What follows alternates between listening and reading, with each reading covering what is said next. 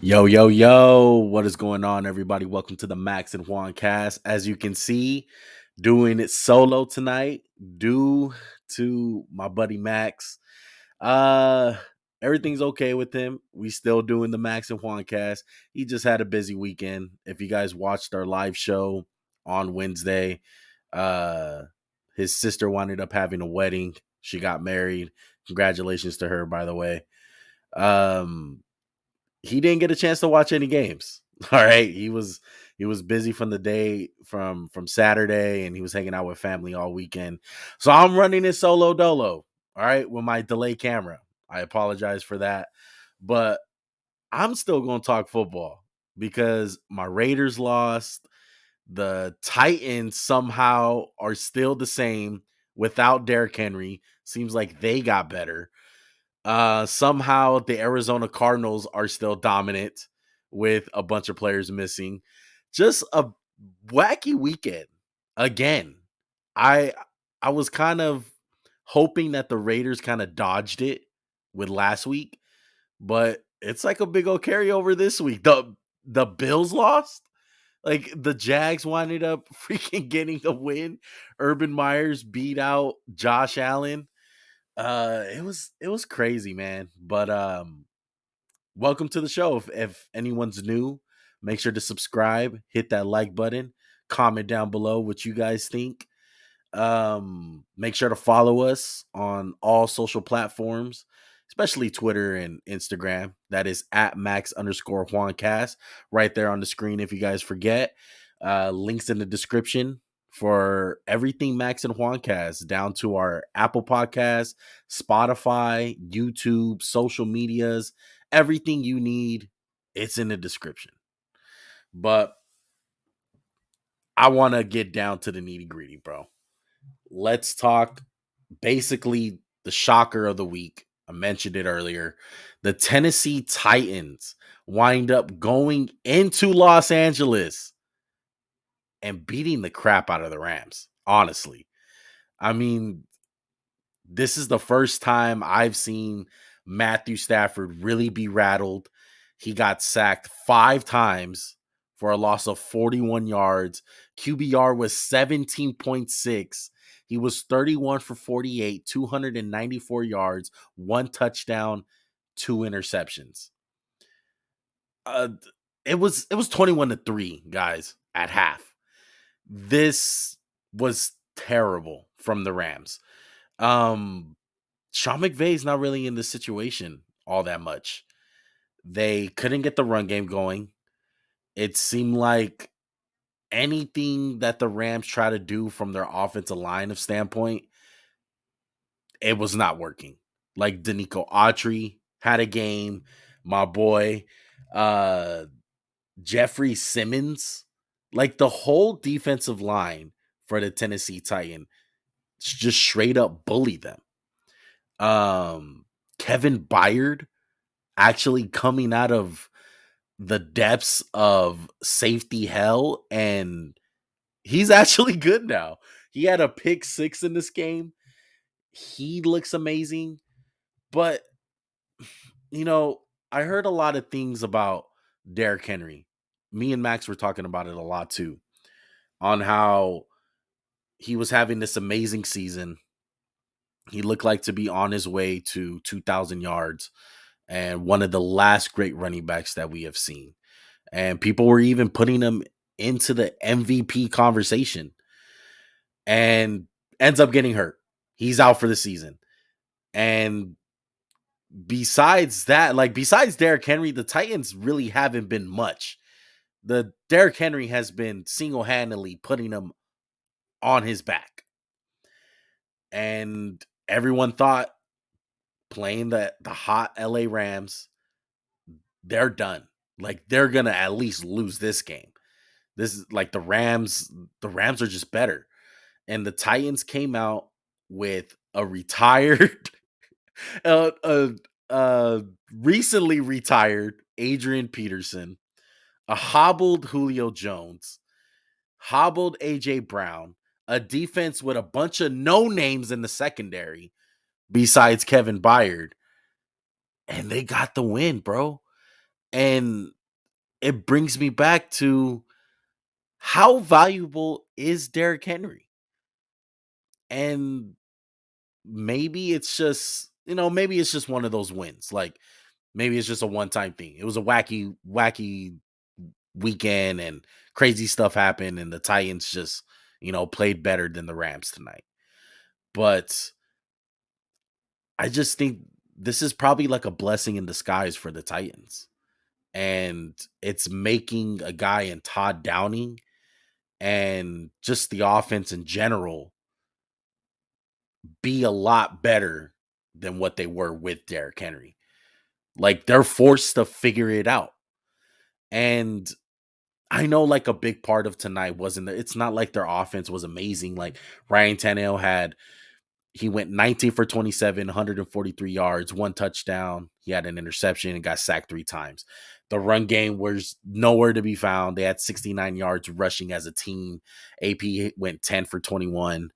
But, it's not always pretty with this team. It never has been. The Titans just always find ways to win. And it's a reason why I love Mike Vrabel and just how the league always underutilizes these special teams coaches. Everyone's going for the hot commodities with like the Sean McVays, the Kyle Shanahans, and these offensive guys. There's actual value in a guy in Mike Vrabel. I've been preaching this for weeks now. And maybe I'm biased. Maybe I'm biased because my team, the Raiders, have a guy in Rich Bisaccia. He's a special teams guy.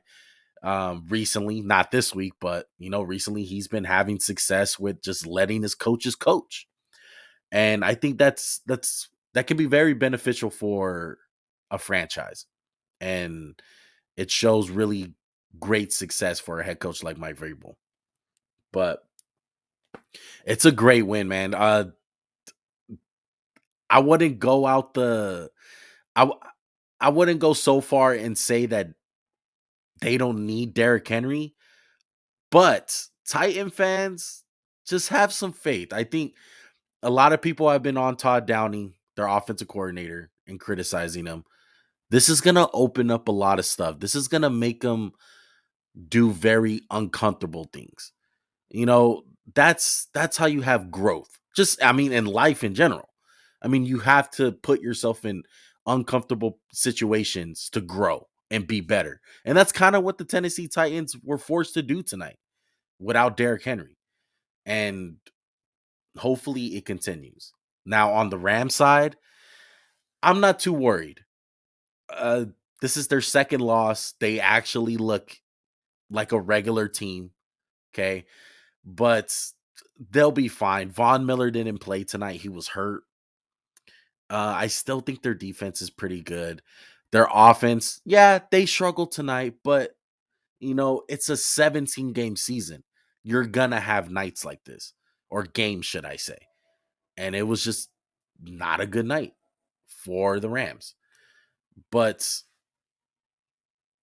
the one thing, if anything, if you have to panic as a Rams fan, it's really the fact that the Cardinals today, which is going to be our transition from there, the Cardinals beat the hell out of the 49ers. Like, you want to talk about adversity and trying to play without some of your best players. The Cardinals had every checkbox. They had no Kyler Murray, no AJ Green, no DeAndre Hopkins. It can't get any worse. One of their best running backs, Chase Edmonds, which could be a debate point at this point because of Connor, the day that he had. But Edmonds winds up going down. That's arguably Their top 4 out of their top 6 players on their team were out, didn't play. And like I said, they beat the crap out of the Niners, which I am so glad of. I mean, the Niners are imploding. I think they beat a bad Bears team last week, and it's obvious. They go down to 3-5. Final score 31-17. This game wasn't close. The Niners made a push at the end, but it wasn't much. I thought it was a blowout. The Cardinals wind up going 8-1. They improved to that record. Let's go over some of the stats. Colt McCoy, my guy. Shout out to the Hook'em Horns. Shout out to Texas. 22 for 26, 249 yards, 1 touchdown, 0 interceptions. Got sacked twice. And I would say he didn't really game manage this game in the first half. I saw him throwing the ball downfield, honestly. It didn't look like a game like Jordan Love, which we're gonna get into a little bit later. But I saw Colt McCoy taking some shots down the field. And I think the Cardinals just straight up punched the Niners in the mouth to start off this game. You know, the Niners look like the obvious team that they're at home. They get a guy in George Kittle back, one of their best players. And the Cardinals said, you know what? We're going to come out and bully you. We're going to get some turnover, like a turnover early in the game. In a blink of an eye, it was 14-0 in the first quarter. And Jimmy G just continues to prove why the Niners should move on and just already play Trey Lance. Trey Lance, my dude, you need to get healthy and you need to play for this franchise. Because I don't even want to call him Jimmy G no more. I just feel like he doesn't even deserve to be called Jimmy. Just call him Jim Garoppolo because that's how he plays. He plays like a Jim more than a Jimmy. 326 yards. A lot of that was garbage time. 2 touchdowns, 1 interception. QBR of 66.7. He got sacked 5 times. From the eye test, guys, he did not play good. And this is what happens when the Niners are 1 down in a game, or number 2, forced to win with Jimmy and his arm alone. The run game was non-existent today. Elijah Mitchell, 8 carries for 36 yards. This is a guy who had 120 yards last week. It's a pretty good Chicago Bears team. But that wasn't the case today. They got down early, like I said, 14-0. What happens when you go down? The run game stops. You can't run the ball. You're forced to pass the ball. And they could not do it. As a team, they had 39 yards rushing. That's pitiful. Their longest one was 14 yards. That can't happen. George Kittle came back from injury, 6 receptions for 101 yards and a touchdown. I know he had a bad fumble in the beginning. It's bad. The San Francisco 49ers have a problem on their hands. They came into this year being Super Bowl contenders, really. I mean, I hate the Niners with all my heart. Trust me, I do. But I picked them to win the division this year. That's the talent I thought they had on this team. And they're having guys like Josh Norman play cornerback. And they have a couple guys that they drafted this year, and they're not even playing them.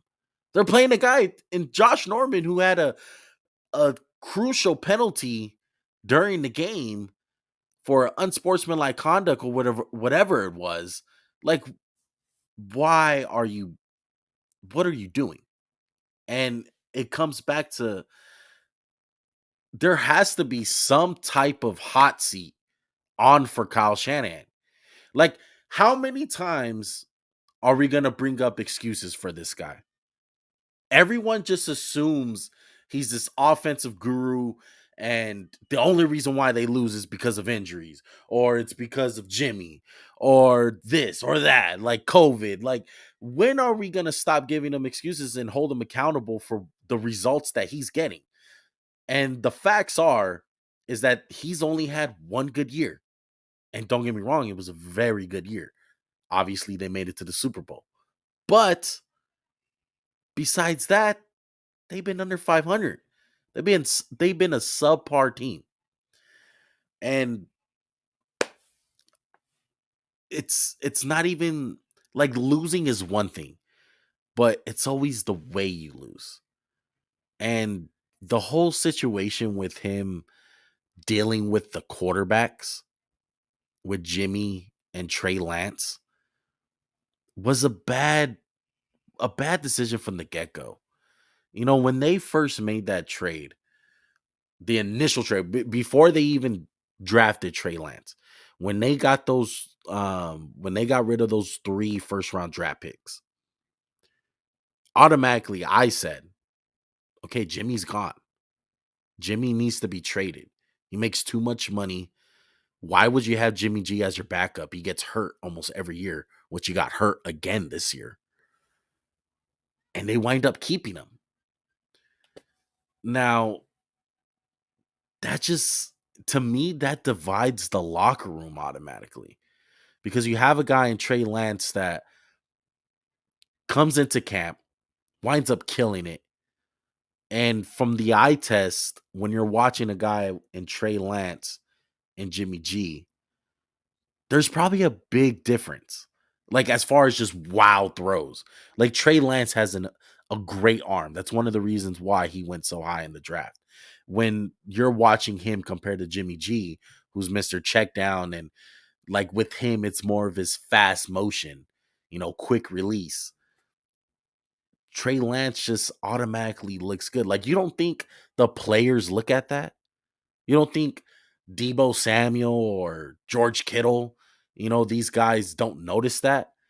And once you start having these results and your quarterback is the glaring reason why you're losing these games for the majority of the time, it has to fall all back on the coach. On why would you do this? Like you should have got rid of Jimmy G, man.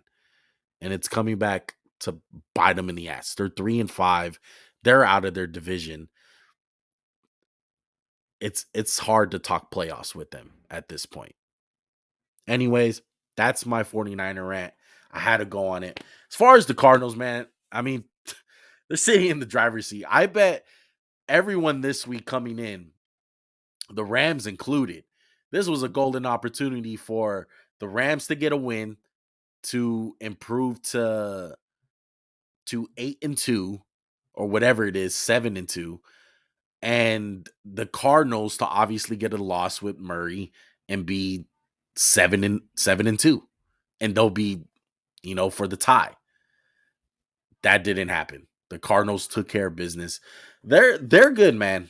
They're really good. I think today they showed their depth, and a lot of people need to stop hating on Cliff Kingsbury. I think Cliff Kingsbury has done an amazing job this year. Very underrated coaching staff. You can hate on it all you want. You can say that they run a college system and you hate the fact that their run game, they run it out of shotgun every time. It's coming to fruit. He's reaching the fruits of his labor this year. And you got to give him kudos. Shout out to the Cardinals, man. Great win. Great win. Oh man, it's tough doing the show by yourself, man. It's my first time doing this. Kind of I'm kind of I'm not used to having all this talking space without Max. Max is usually coming at me on telling me why I'm wrong or I'm overreacting. So, I mean, I'm pretty sure he'll come at me and he's gonna watch this episode and be like, he's gonna tell me on Wednesday, like, no, you're wrong, you're tripping, you smoking. But hey, you gotta start somewhere. Uh Speaking of starting somewhere, let's talk about the Green Bay Packers. Another this this was just a weird game. The Packers wind up losing. They go to 7-2. and final score was 7-13 Kansas City. Kansas City improves to 5-4. There was only one touchdown in this game. No, two combined. One touchdown from Kansas City, one touchdown from the Packers. Now, if I were to tell you before this game even started, Patrick Mahomes will have 166 yards and Jordan Love will have 190 yards, I would have said, okay, the Packers are winning this game. Like, I the Chiefs are definitely losing. That wasn't the case. It was basically this. This is what I summed it up to be. The Kansas City Chiefs have problems. They're still there. It's week 9, folks. How many it's kind of like the kind of in a way with the Niners, like how many times are we just going to excuse losing? Like or bad performances? How many excuses are we going to have? And it's not even excuses really with the Chiefs now that I think about it. It's more of just waiting. Like waiting on them to wake up. Like the sleeping bear. It's just like, oh, they'll wake up this week. They'll go back to being the Kansas City Chiefs. And that's not the case, man. They had one good drive to start off, and that was it. They made enough plays to win the game. Their defense was blitzing the hell out of Jordan Love. Jordan Love got his welcome to the NFL. He had a QBR of 27.4. He threw a touchdown, threw an interception. To be honest, that interception wasn't his fault. He threw up a jump ball. I mean, that's an all-pro receiver. You got to make that you or nobody. But I, I I thought Green Bay could have ran the ball a lot better. I was expecting that. They ran for 122 yards. I still felt like this was a situation when there was a lot more meat on the bone for them. But it was tough. It was tough because, like I said, they were blitzing the hell out of Jordan Love. And he just he cannot find a consistent matchup that he like. You would think like Devontae Adams with one-on-one coverage, you might as well go to him every time. But it was just inaccurate balls, like he was running all over the place. I mean, hey, it was his first game. I'm still a big Jordan Love fan. I'm not fazed at all by this game. I'm really not. I'm not gonna put so much stock into it and say, he sucks. Like, he's not Aaron Rodgers, obviously. Aaron Rodgers is one of the greatest quarterbacks I have seen in my lifetime. Jordan Love is not that. You know what he is? He's a second-year player who's only had one preseason to play, and it's his first start. What do you expect against a pretty good defensive coordinator and the Kansas City Chiefs? Forgive me for not remembering his name. It'll come to mind in a little bit. But Kansas City still has problems, man. And they play the Raiders next week. And I'm hoping my take is correct in saying that they're a dead man walking because they can't continue to win games like this. It's I don't know what's up with Patrick Mahomes. Like they're missing something. And I thought they ran the ball pretty decent. Like Darrell Williams, I thought was running the ball pretty good. It's just it's the obvious like zone coverage where we're gonna keep everything in front of us. We're gonna eliminate the big plays with Tyreek Hill. We're gonna make you dump it off. We're gonna make you get these little 5-yard gains, 2-yard gains, go down the field with a 15 play drive or 16 play drive, whatever it is, these long drives. And I don't know if it's just a schematic thing or Patrick Mahomes just being impatient. Who knows? I just know there's something still off with the Chiefs. And they got extremely fortunate that they're playing Jordan Love. Because I truly believe Aaron Rodgers plays in this game. I think Green Bay wins. Obviously, Kansas City plays it a much different way. They're not going to blitz Aaron Rodgers that much, but they win this game. And Green Bay, I came out of this game like loving Green Bay even more and hating the Chiefs even more. Like, discouraged me about the Chiefs, encouraged me about the Packers because their defense, maybe that was part of it, of the Chiefs struggling. But man, one guy that I can't wait to talk to Max about, because this is a guy that we had a lot of high hopes for coming out of the draft. Rashawn Gary, he looks like the guy that they took high out of Michigan. You know, he was one of these defensive linemen who was like a tweener. Like, you didn't know what he was. He was a little bit too big for end, but a little bit too small to play nose tackle. And it seems like he's just figuring it out. He looked great today. I would love to have PFF grades in front of me. Pretty sure we're gonna get them on Monday, but he had a lot of pressures. I thought he was getting into the backfield a lot. Looking at the stats right now, he only had 2 tackles, a sack, and a tackle for loss. I thought he played a lot better than that. But I love what I seen from the Packers defense. This is the defense who's missing Jair Alexander, and they're stepping up. Like the linebacker Barnes, he was all over the place today. Very encouraging for the Packers. They got the division locked up. They need to get healthy, get the stupid COVID situation with Aaron Rodgers good and situated. That's a whole different topic. I'm not gonna get into it. It's a big headache to me, honestly, because he didn't want to get vaccinated and he got something else, and the league's not suspending him, and they're not fining. It's a whole bunch of bullshit, honestly, in my opinion. But encouraging for the Packers. Stay healthy. We're gonna see them in December.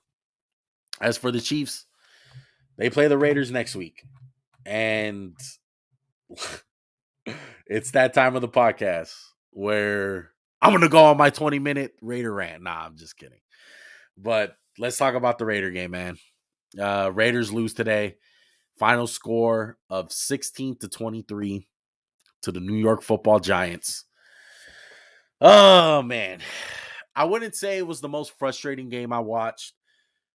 I still think it was that Chicago game, in my opinion, when they lost to the Bears. That was the most frustrating Raider game I've watched all year. But me and Max were talking about how this was the season-defining game for the Raiders with all the rug situation and how are they going to respond. And truth be told, man, I don't think that was the case at all. As far as a morale standpoint, I thought they came out ready to play. I thought they looked prepared. They didn't look tired or jet lag. Like, they came off of a bye week.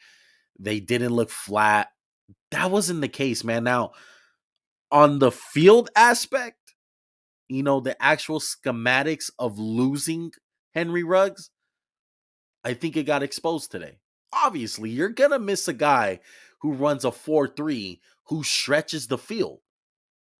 There was a lot of plays today that I seen that were drawn up for Bryan Edwards. That deep down I seen it and I said, that's a play that's drawn up for Henry Ruggs. And it's a major difference. I mean, Bryan Edwards had goose eggs today. 0 catches. This is a guy who's our top receiver. It just goes to show you that Ruggs is going to be missed on the field. But as far as the confidence wise and, the whole mental side, I didn't feel like the Raiders got affected by that. The Raiders lost this game flat out because of 2 reasons. One, red zone. They could not score in the red zone for the life of them. Ladies and gentlemen, they had 6 red zone trips. 6. When a team has 6 red zone trips and they have a top offense like the Las Vegas Raiders, who indeed have it. They have a top 5 passing offense. And you come away with 16 points? That's unacceptable. You can't do that. They only scored 1 touchdown out of the 6 trips. That's it. All the rest, field goals. I'm sorry, you're not going to win a football game like that. And then to top it all off, the second reason, to top it all off, cherry on top, you turn over the ball. And not only do you turn over the ball, you give up points.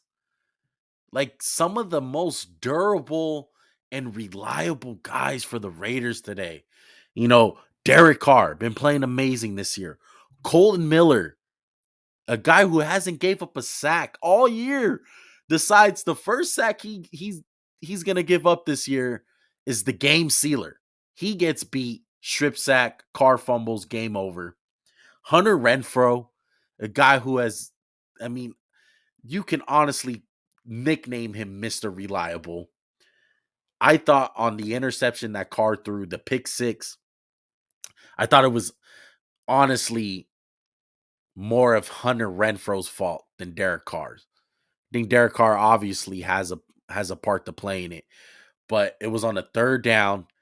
I truthfully thought Renfro got greedy, tried to get the first down. He didn't go towards the ball. He was kind of waiting for it so he could be beyond the sticks. And Xavier McKinney just straight up, he ball hawked it. He Asante Samuel pick sixed it. You know what I mean? It was gone from there. And you're not gonna win football games like that with turnovers. It's not gonna happen. Am I worried? Oh man. We were in this situation last year. We're kind of in a better situation. We were 6-3 last year. Going in Sunday Night Football at home against the Kansas City Chiefs. It's the same exact situation. Literally, it freaking scares me that it's deja vu like this. I thought because everything else, like, if you would say like these are the same old Raiders and this was a mental thing and they came out flat, like that. Carr he went 30 for 46, 296 yards, 1 touchdown, 2 interceptions. He got sacked once, which was a huge sack. The run game got going. We ran the ball for 117 yards. Waller had a great game. Like, we were pushing the ball downfield. Hell, like I said, we had 6 red zone trips. So we're moving the ball. Defense, realistically, they gave up about 16 points? Really? Like, that was it? it's not the defense fault that Carr threw a pick six. So we'll see where the Raiders go from here. I regret, I refuse, excuse me, I refuse to say that the Raiders lost this game because of a 10 a.m. time zone or coaching or the Henry Ruggs thing fucked up the locker room. I don't think so. I think they just straight up didn't execute enough plays today to win. Now, on the Giants side, their defense is good. They showed it on Monday Night Football against the Chiefs, but I thought they were flying around today. They get their hands on balls. They're one of the best tackling teams I've seen, at least against the Raiders. There was a play where in the red zone, Josh Jacobs gets a little dump off, and Logan Ryan, out of all people, winds up solo tackling Josh Jacobs. This is a guy who has been in the top category of broken tackles statistically ever since he's been in the league. And he's getting tackled by a guy in Logan Ryan. I just felt like all day they were just tackling the hell out of the Raiders. Raiders couldn't break no tackles in this game. But shout out to the Giants. They played better today. They were the better team. They're 3-6 now. Unfortunately, They couldn't close out games before this. They closed out this one. All right. So shout out to them. We'll see next week with the Raiders. They got the big bad Chiefs at home on Sunday Night Football. Pretty sure me and Max are going to get into it for our Wednesday pick'ems. But yeah, man, the Raiders wound up losing. I was kind of on the downs. I kind of hate just a little bit. I like the fact that the Raiders play at 10 a.m. because I don't have to wait long for the game. You know, you get that buildup for like a night game or a Monday night or a 1 o'clock game, you know, because I'm over here in LA. So the games start at 10 a.m. But it sucks when they play at 10 a.m. and they lose because it just makes you not want to watch football in a certain way. And you just, it's bad, okay? I just don't like it sometimes. But it is what it is. Next week, gotta bounce back. We'll go from there. Where are we at? We're at about 35 minutes, man. We're rolling here. We are rolling, all right? If you guys are enjoying this, man, if you guys made it this far, go hit that like button. Smash that thing, man. Smash that like button. Subscribe if you're new. Follow us on social media. Shout out to everyone that's been supporting us lately, man. I see that you guys have been liking the MJC clips. I'm gonna keep making those. All right, because I know you guys. Some people just don't have time for an hour-long podcast, so you guys like to hear the little hot topics and little short snippets of the podcast. Where do I want to go next? Oh man, let's talk about the Dallas Cowboys.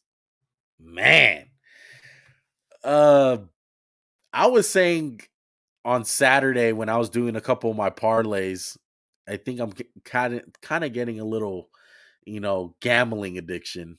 Not with much money. I like doing the little small parlays, but I've been getting kind of addicted to the gambling. I've been doing parlays every week for the last like 4 weeks. I was staying away from the Cowboy game. I just thought like it was a weird game. Dak is coming back from injury. I know they should blow him out, but I wouldn't be surprised if the Broncos beat him. Now, I'm not going to say that I predicted or seeing the Broncos beat them 30-16. And this game wasn't even that close. The 16 points came in the fourth quarter and it was garbage points. Like it was not that close. The Broncos were blanking the Cowboys for most of this game. Couple of the stats just to go over. Teddy Two Gloves Bridgewater, 19 for 28, 249 yards, 1 touchdown. Honestly, though, he was slinging the ball downfield, man. He was pushing it downfield. And that's what I've been so critical of Teddy Bridgewater. He doesn't throw the ball downfield. He's check down Charlie all the time. And shout out to Javonte Williams, who had a day. 17 carries for 111 yards. Hey, Denver, start Javonte Williams. Give him more carries. There shouldn't be any reason why Melvin Gordon gets more carries than Javonte Williams. Javonte Williams is good, man. And Melvin Gordon, you had 21 carries for 80 yards. Huh? Okay. You had a good game. It was a blowout. But Javonte, man, this guy breaks tackles. I think he has great speed. He's a great running back, man. And this is what teams love to get in these late rounds is those third round picks, the Javonte Williams, the Alfred Morrises. Like it's so much value for a team to get a guy like that. And I think the Broncos really found it. Unfortunately, the Broncos found it. But they came out and they won, man. They're 5-4. They started off 3-0. They had a little what was it? 4-game losing streak. They're here, dude. They're 5-4. They're tied in the AFC West. The AFC West is a 4-way tie right now. Every team has 5 wins. So the Broncos ain't going nowhere. I don't think they're that good, but you can always a team like this, man, where they have a good defense and they can run the ball, they can just win games like this. And on the Cowboys side, I mean, man, I think if you want to talk about on the mental side and looking like they came out, a team coming out flat, that's the Cowboys, dude. And they couldn't get anything going. Zeke was a shell of himself. Dak Prescott looked rusty. He was inaccurate with the ball. He went 19 for 39. And I'm a fan of Dak Prescott. I don't think this game defines him, but man, is that ugly. And like I said, it's the same thing with the Rams, where you have a 17 game season. There's just some games where you have where it's ugly. Things are just not clicking. And I honestly think that's what happened to the Cowboys. I don't think it's a panic button saying, "Oh, they're not legit." Blah blah blah. The Cowboys are still good. They still got a great offensive line. Dak Prescott's gonna get it together. He came off an injury. Give him, he played against a really good defense today. They got receiving weapons all over the field. They'll be fine. Okay. As much as I hate Cowboy fans, you guys are fine. Okay. Don't worry. Don't jump ship. I'm talking to you, Dak. All right. Because I know you're probably worried with this game, but I'm here to tell you, chill out. You guys are fine. I wanna look at the standings for the NFC East and just look at how big of a lead the Cowboys have. Like, the Giants won today. Like, do you really think the Giants are going to come back in this race for the division title? Like, no, I don't think so. Who else? The Eagles. The Eagles, man. I thought the Eagles had a chance today to beat the Chargers. They didn't. But the Cowboys are sitting good. They're 6-2. Everyone else in the division has 6 losses. Eagles 3-6. Giants 3-6. Washington football team 2-6. You guys are fine. You're good. You guys can lock up this division honestly after Thanksgiving, possibly. That's how trash this division is for them. It's really bad. But shout out to the Broncos, man. They got the win. They're in it. They're in it because AFC West is, I think it's looking like the best division in football. Everyone's talking about the NFC West. You got Niners imploding.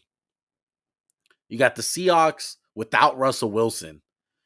They're 3-5. The Niners are 3-5. Now the top two teams, Cardinals and Rams, they're good, but not like the AFC West, man. All teams have 5 wins, and it just goes back to how tough it is for the Raiders, man. But speaking of AFC West teams, talk about the Chargers a little bit. Chargers today, I mentioned earlier with the Philadelphia Eagles, got the win 27-24. Um, I come out of this game as a Charger fan, a little bit discouraged, man. Me and Max were talking about it. The Chargers have a hard time stopping the run. And Philadelphia, I don't think they're going to be a playoff team. I don't think they're going to do anything special, but I do think they found their identity. And that's running the football. Like, if you're going to play a guy like Jalen Hurts at quarterback who can't throw the ball all that much, he's not the most accurate guy, you're going to have to run the football. And they're doing it. Like, Jalen Hurts looks a lot more comfortable, and the Eagles just look a lot more comfortable with the style of offense that they're running. And that was bad news for the Chargers, man, cuz honestly, I think this game came down to having the ball last, and the Chargers just so happened to have the ball last. They kicked the field goal, they won the game. If the Eagles got another chance and got the ball back, they would have scored. So, kind of the same thing with the Packers game. I come out of this game very discouraged with the Chargers.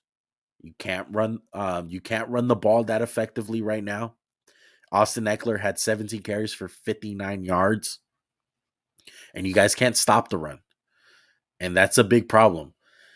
Maybe they're trying to model the Chiefs because the Kansas City Chiefs are the only team I know in the last forever, ever since I've been watching football, to have success in the NFL with not having a run game and not being able to stop the run.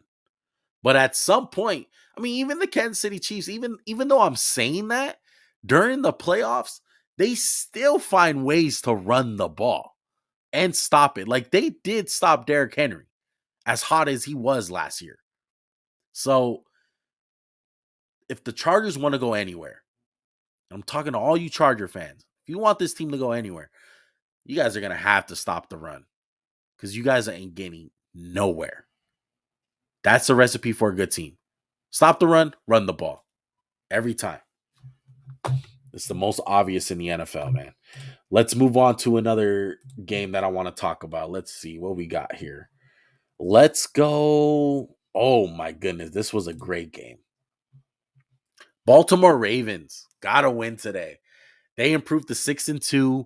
They win 34-31 to the Minnesota Vikings, who dropped to 3-5. Man, if you're a fantasy geek, you love this game because there was a bunch of touchdowns. There's a bunch of stuff going on, man. Like Justin Jefferson to start off this game, I'm pretty sure he had like a 50-yard touchdown. Gotta love that if you're a Justin Jefferson owner. But the Ravens winded up clawing all the way back. I think they were down by at least 14 plus points. I might be wrong, but I know for sure they were down in this game. And Lamar Jackson came out and did Lamar Jackson things. And it's so amazing on what Lamar Jackson is doing, dude. This is another time I wish Max was here because I know he'll love talking about Lamar Jackson. Anytime he gets a chance to talk up Lamar, he loves it. He went 27 for 41, 266 yards, 3 touchdowns, 2 interceptions. He struggled in the beginning of the game, no doubt. But 21 carries for 120 yards as a rusher. It's just this element that teams are just not prepared for, man. Like I was watching this game and it was a crucial 4th down. I believe it was in overtime or 4th quarter, one of those. It was a crucial play. About 4th and 2, they simply just run a play action boot and Lamar just runs it right up the middle. Like that's an aspect, like no other team can do that. I don't see any other teams, like besides maybe Josh Allen, who we'll get into probably next. Couldn't do that against the Jacksonville Jaguars. But Lamar, dude, that's what makes him so unique.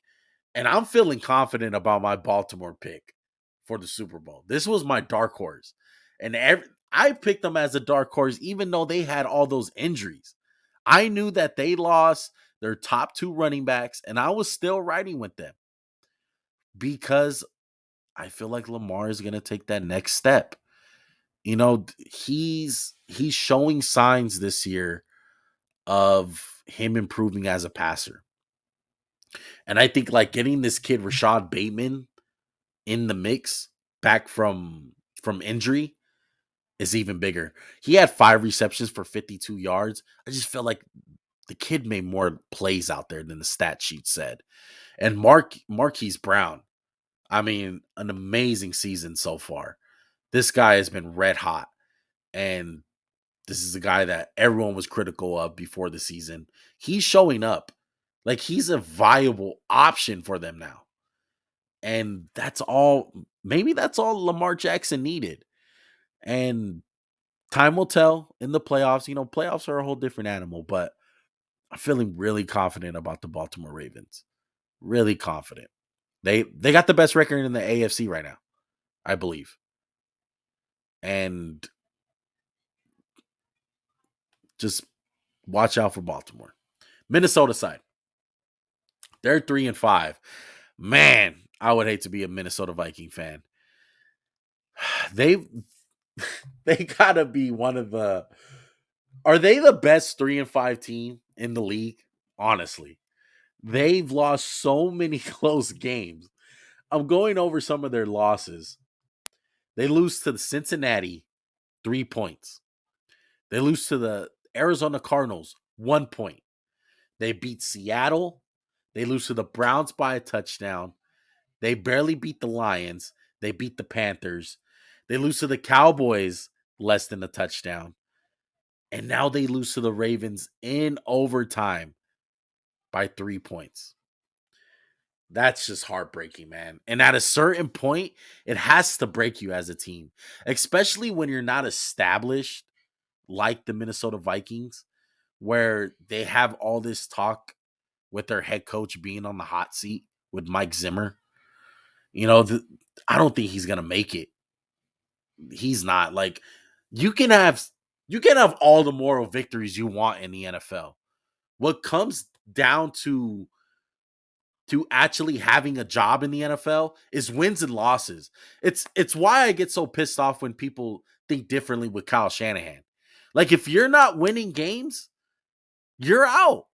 That's the bottom line. I don't care how many games were close. I give Zimmer until, oh man, they play the Rams in week 15, it looks like. I see him getting blown out by the Rams that week, and he gets canned that week. And they're probably at that point, I don't know, like 4-10, you know. We'll see what happens, but Minnesota Vikings, man, there's no moral victories, okay? Your guys' offense is basic. Justin Jefferson does his best, but no moral victories, bro. Okay. I said I was gonna talk about the Jacksonville game, so let's do that. I got two more, this game and another game to talk, really break down, and then I'll do a quick recap of some of the other games that weren't that important. Buffalo Bills lose to the Jacksonville Jaguars. Buffalo 5-3. They only scored 6 points. 6 points. There wasn't even a touchdown in this game, man. All field goals. Jacksonville scored 9. Final score 6-9. Jacksonville improves to 2-6. The Bills had the top offense coming into this game. Number one offense. Josh Allen went 31 for 47, 264 yards, 0 touchdowns, 2 interceptions. Sheesh. It was ugly. It was just ugly for the Bills today. How much stock do you put in this? I don't put so much. Like, I'm not so worried about the Bills. I was kind of talking to Max about this earlier in the week. I said, "Are you worried about the Buffalo Bills at all?" Like, I know they got the top offense, but I feel like something's missing. Like, even though they're the top offense. And like, Stephon Diggs is not having that good of a year. And their number 2 option is kind of hit or miss. Like, yeah, Dawson Knox has been having a good season, but sometimes it's Emmanuel Sanders. Sometimes it's Cole Beasley, who's really their running back. But I think sometimes where you have so much confidence in a team like the Bills, you wind up falling straight on your face against a team like the Jacksonville Jaguars, who came off a blowout. Like, they got their ass kicked last week by the Seattle Seahawks. And a lot of people underestimate a NFL team coming off a week where they just got blown out. Like, these are grown men. They have pride. And truth be told, like, a lot of the times just teams come out playing hard. Like, they got embarrassed. So they didn't want to get embarrassed again. And it showed up today. They did what they can, man. Like, their offense didn't score anything. They made just enough plays to win. But man, like, Josh Allen, the real Josh Allen, the defensive end for the Jaguars, amazing day. He had 8 tackles. He had a sack, 2 tackles for loss. They were great, man. Shout out to the Jacksonville Jaguars defense. But the Bills, on the other hand, the one reason why I'm scared for the Bills just a little bit is you got the New England Patriots waiting in the dark, man. You got Bill Belichick rubbing his hands right now. And I feel like they have the Bills right where they want them. I'm looking at the Bills schedule. I'm pretty sure that they play. When do they play the Patriots? Yeah, they haven't played the Patriots this year. They play them late. They play them, it looks like on Monday Night Football or on Thursday because it's a primetime game. It says 5:15. That game is probably going to decide the division because the Patriots are still in it. They won today. And it's kind of like the older sibling, like just behind you, and right when you think you have a lead, like your older sibling is just right behind you on your ass, like ready to dethrone you. And that's how I feel with the New England Patriots and the Buffalo Bills. Like the Patriots, they just find ways to win. It's not pretty. It's not the most flashiest, but you know what? They play great special teams. Their defense plays so sound. And their offense just makes just enough. Like they try to give Mac Jones a short field and they try to run the football with Damian Harris. That's what they do. And I know Carolina is bad. Like this just proves like Carolina is a fucking shit show. Sam Darnold sucks. Honestly, he played terrible today. I think this is the last start Sam Darnold's going to see this year. I think after this he's done. Like he looked really bad today. He threw 3 bad interceptions. He went 16 for 33, 172 yards, 3 interceptions. Terrible. Mac Jones, like I said, he's a game manager. 12 for 18, nothing crazy. 139 yards, 1 touchdown, 1 interception. That was it. The run game, they ran for 151 yards. Like I said, they're going to run the football. They're going to play great defense, and they're going to go from there, man. Only, look at this. Only 2 wide receivers from the Patriots caught passes. Kendrick Bourne had 3. Myers had 1. Everyone else is either a running back or a tight end. This goes to show you all the dink and dunk.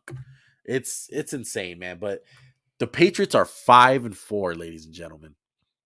1 game behind the Bills. Just 1. And I think the Patriots got the Bills right where they want them. It's gonna be very interesting, man. Look,